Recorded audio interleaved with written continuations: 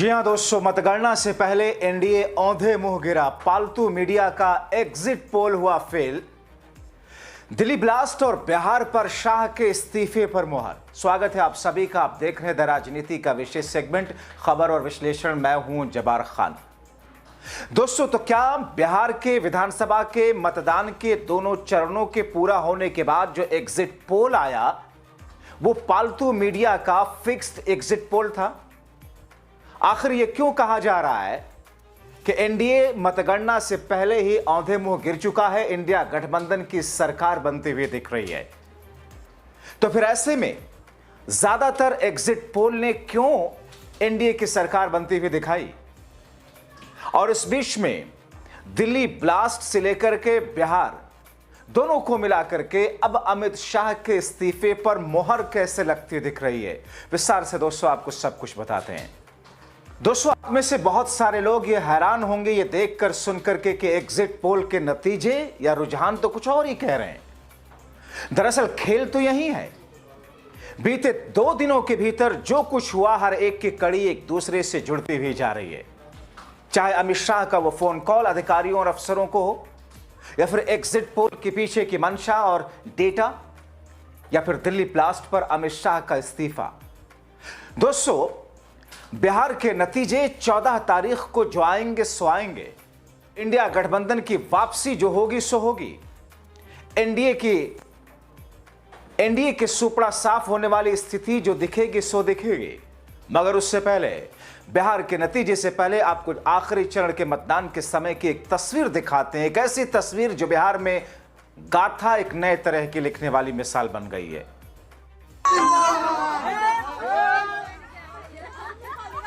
दोस्तों, 5 सेकंड का ये वीडियो दरअसल किसी उम्रदास बुजुर्ग या फिर बीमार शख्स के इस तरह चारपाई पर लेटकर 4 कंधों पर मतदान केंद्र जाकर वोट भर करने का नहीं, बल्कि यह तस्वीर दर्शाती है कि बिहार के लिए सत्ता परिवर्तन कितना आवश्यक रहा है। और कई ऐसे लोग जिनके बारे में कहा गया कि बिस्तर पर अंतिम सांसें गिन रहे हैं, इतने मजबूर हैं कि उठ बैठ तक नहीं सकते, खुद से पानी गिलास उठाकर पी नहीं सकते, मगर वो बिहार में बदलाव के लिए हर बाधा से लड़कर मतदान केंद्रों के लिए निकले।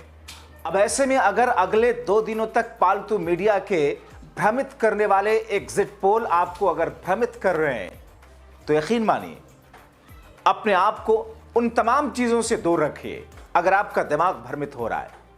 दोस्तों, मैं सीटें जो आपके सामने इस वक्त रख रहा हूं, और जैसा कि आपने इस वीडियो को ओपन करते हुए थंबनेल में आपने देखा, उसी के आसपास ही 14 तारीख को नतीजे आने वाले हैं दोस्तों। और ऐसी स्थिति में जो खुशी पालतू मीडिया के एंकर्स के बीच में बैठे हुए भारतीय जनता पार्टी या सत्ता पक्ष के जो प्रवक्ता उछल रहे हैं, 10:30 बजे के आसपास 14 तारीख को कैसे ये पतली गली से निकलते हुए दिखेंगे, आप देखिएगा। अब दोस्तों, ऐसे में जहां तक दिल्ली ब्लास्ट पर अमित शाह के इस्तीफे की मांग और इसके बीच में घिरे हुए शाह ने इस चरण के मतदान में अधिकारियों और अफसरों से गुप्त मीटिंग करने वाले वीडियोस जो कि लोगों को बहुत कुछ कहानी दिखाते हुए देखे गए। अब ऐसे में लगता है कि दिल्ली ब्लास्ट का असर मतदान के दूसरे चरण में अंतिम दिन भी पड़ा। लोगों को लगा होगा कि अपने मंत्रालय का काम तो सही से संभाल नहीं पाए, आईबी इंटेलिजेंस के फेलियर, मगर बिहार में 20 वर्षों के पहले के राज को जंगल राज बताकर वोट समेटने की जुगत करते हुए जरूर दिखाई दी। मगर आपको एक वीडियो दिखाते हैं कैसे शाह ने दूसरे चरण के मतदान से पहले अधिकारियों और अफसरों से गुप्त मीटिंग की। एक्सप्लेन कीजिए थोड़ा सा भाई, एक्सप्लेन कीजिए। हम लोगों ने भी बहुत सरकारें चलाई हैं।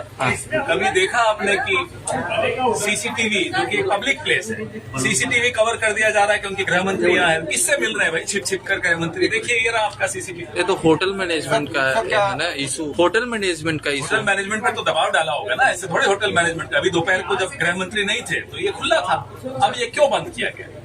होटल में और लोग भी रह रहे हैं, सबकी सुरक्षा का सवाल है।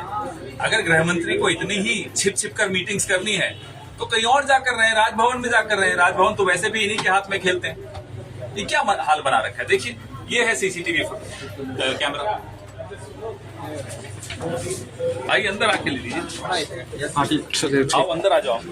दोस्तों, आपने देखा खुद कांग्रेस पार्टी के बड़े नेता पवन खेड़ा उस वीडियो में जा जाकर अलग जगहों को दर्शाते हुए बता रहे हैं कि यहां से इस तरीके से शाह का खेल उजागर हुआ। दोस्तों, जैसा कि मैंने पहले आपको अपने शो में बताया कि दिल्ली जैसी सेंसिटिव जगह को सुरक्षित रख नहीं सके गृह मंत्री साहब, हाई सिक्योरिटी जोन में ब्लास्ट हुआ और फिर भी इस्तीफा इनसे कोई ना मांगे। और दोस्तों, एक तरफ दिल्ली ब्लास्ट पर पहले सरकार का फेलियर, उसी दिन मोदी का देशवासियों को चीखो पुकार के बीच में दिल्ली छोड़कर विदेश चले जाना, अमित शाह पर कोई जिम्मेदारी जवाबदेही का तय न होना, यह दर्शाता है। और बिहार में दूसरे चरण के मतदान में बम्पर से बम्पर वोटिंग का होना, यह बिहार के राजनीतिक जानकार और राजनीतिक पंडित यह कह रहे हैं कि इन तमाम चीजों का असर दूसरे चरण के मतदान के बीच में मतदाताओं पर जरूर पड़ा है।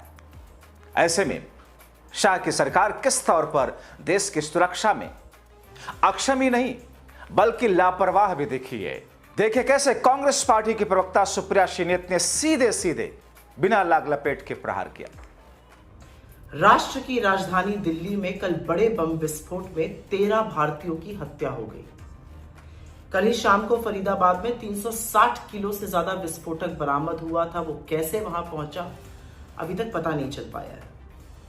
7 महीने पहले पहलगाम में एक नृशंस आतंकी हमला हुआ था जिसमें हमारे भारतीय साथी शहीद हुए थे, और अब दिल्ली में यह बम ब्लास्ट हो रहा है। आखिर किसी की जवाबदेही है? कोई जिम्मेदार है? कहां है गृह मंत्री अमित शाह और प्रधानमंत्री मोदी? पिछले 7 महीनों में 41 भारतीयों की हत्या हुई है। बड़ी बड़ी चुनावी भाषण में इतने मशगूल है कि उनको राष्ट्रीय सुरक्षा से कोई मतलब ही नहीं है। और अमित शाह तो बिल्कुल फेल्ड गृह मंत्री है। उनकी नाक के नीचे मणिपुर से लेकर दिल्ली दंगे, पहलगाम आतंकी हमला और अब ये बम ब्लास्ट हो रहा है। दिल्ली पुलिस किसको रिपोर्ट करती है? अमित शाह को। आईबी किसको रिपोर्ट करती है? अमित शाह को। सरहदों की सुरक्षा किसकी जिम्मेदारी है? अमित शाह की। अमित शाह को चुनावी भाषणों से ही फुर्सत नहीं है। और प्रधानमंत्री मोदी हर बार की तरह जब संकट आया तो जिम्मेदारी से मुंह मोड़कर भूटान चले गए। लेकिन बड़ी बड़ी बातें करने से आपकी विफलताएं छुपेंगी नहीं, क्योंकि भारी सुरक्षा की चूक हो रही है। और प्लीज मुझे कोई यहां पर ज्ञान मत दे कि राजनीति मत करिए। इस देश की सुरक्षा को सुनिश्चित करना, लोगों को महफूज रखना सरकार की जिम्मेदारी है। और अगर मासूम भारतीयों की हत्या होगी तो सवाल पूछे जाएंगे, जवाबदेही तय की जाएगी। क्योंकि एक बात साफ है, यह देश सुरक्षित हाथों में तो बिल्कुल नहीं है। अगर दोस्तों, एक तरफ जहां पर पालतू और गटर मीडिया उछल उछल कर एग्जिट पोल में एनडीए की सरकार बनवाता हुआ देखा, तो दूसरी तरफ भारतीय जनता पार्टी वाले नेताओं को जो कि उछल उछल कर कह रहे हैं कि ब्लास्ट पर सरकारी तंत्र के फेलियर पर सवाल होना ही नहीं चाहिए, ये ठीक नहीं है। तो ऐसे में उन चपड़गंजुओं के लिए मेरा एक ही सुझाव कि अपना कीमती ज्ञान अपने पास ही रखे तो बेहतर है। वो वीडियो देख लें जिसमें नॉन बायोलॉजिकल साहब आज की प्रधानमंत्री जो दिल्ली में चीख पुकार के बीच लोगों को छोड़कर विदेश निकल लिए, उन्होंने 26/11 अटैक पर उस ऑपरेशन के बीच में गुजरात से मुंबई पहुंचकर प्रेस कॉन्फ्रेंस कर डाली थी। मनमोहन सरकार पर सिर्फ सवाल उठाना न सिर्फ शुरू किया था, बल्कि अखबारों में फुल पेज पर बीजेपी ने उस सरकार को निकम्मा बता करके अखबारों को पाट दिया था। और उसी पन्ने पर नीचे में लिखा हुआ था, पता है क्या? Vote for BJP. यानी कि एक तरफ देश में एक बड़ा संकट, एक आतंकवादी हमला, और उसी बीच में गुजरात से इस वक्त के मुख्यमंत्री आज के नॉन बायोलॉजिकल साहब गुजरात से मुंबई पहुंच गए थे, प्रेस कॉन्फ्रेंस कर डाली थी, अखबारों को पटवा दिया था बीजेपी ने, और वोट फॉर बीजेपी कर रहे थे। और आज अगर कोई पूछ ले कि पुलवामा हुआ तो क्या इस्तीफा दिया, कई सारी घटनाएं हुई, इस्तीफे का क्या, तो आपके ऊपर क्या कुछ होगा आप जानते हैं। मतलब एक तरफ देश में बड़ा आतंकी हमला हुआ, दूसरी तरफ बीजेपी सरकार को कोसकर वोट मांग रही थी 26/11 के टाइम पर, और आज उसे जरा भी पूछ लो तो ज्ञान का दस्त शुरू हो जाता है, उल्टी के साथ ज्ञान का लूज मोशन हो जाता है।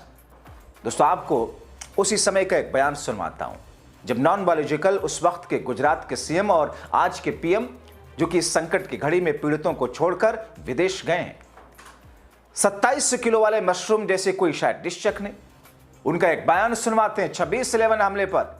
हमारी एजेंसियों के ऑपरेशन के बीच में उन्होंने प्रेस कॉन्फ्रेंस की और फिर उसके अगले दिन मीडिया में छपास की बीमारी ठीक करने के लिए कैमरे के सामने खड़े हो गए। सुनिए आप, तब उन्होंने क्या कहा था नॉन बायोलॉजिकल साहब ने। प्रधानमंत्री जी का राष्ट्र के नाम जो संदेश था, कल मैंने भी मीडिया का माध्यम से अपनी भावनाओं को प्रकट किया था, लेकिन देश को प्रधानमंत्री से बहुत कुछ अपेक्षाएं थी। कल राष्ट्र के नाम उनका संदेश निराशाजनक रहा।